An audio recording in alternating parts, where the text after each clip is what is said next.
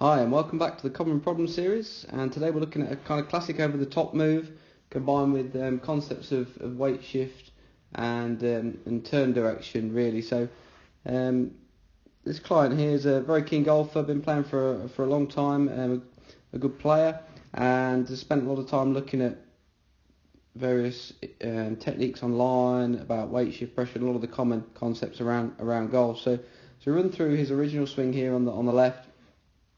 From this angle, we'll mainly see how the pressure shifts towards the toes. If you look at the feet here during the downswing, and the body's moving toward the ball, and we can see the club shaft steepening or getting more vertical as it comes into impact in the midsection of the swing.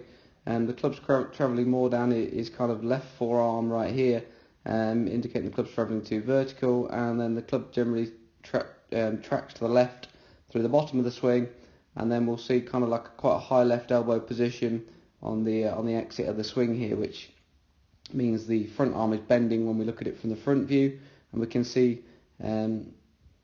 this player going up onto his toes a lot and the body straightening. So this is all a reaction to how the club's coming into the ball and a necessary compensation for the body. So we used a foot back drill, which is where we've got the right foot drop back, which is encouraging a different direction of movement and a different movement with his lower half and with his legs essentially. So we spoke quite a lot about concepts of weight shift and turn and how they might be different to what he's currently got in his head. And when we see the new swing now, the club doesn't get more vertical coming in, it actually drops by his right forearm here. So this is completely different coming into strike now. So now the club's coming in from this angle early on in the downswing rather than the one here.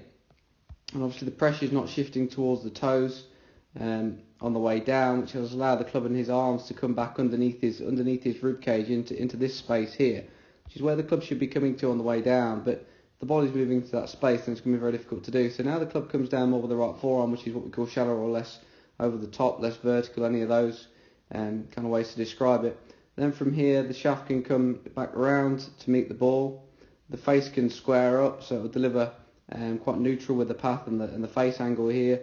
And now the body doesn't need to stand up at all, so the body is very stable. The spine angle is being maintained, which allows his shoulders to work around the upper part of his back. If your body's standing up like this, your body can't turn. It might feel like you're turning, but you can't turn when you're standing up, really. So this is a common misconcept or a misfeel. Then from here, the shoulders can work around, and we can begin to follow the ball flight with his head and his right side of his body. So we'll look at it from the front angle, but this foot back drill is a fantastic one for helping people who tend to come over the top and re-educating how their bodies could move. So please take a look at the second video now, and we'll look at the front angle to help you understand more what we did.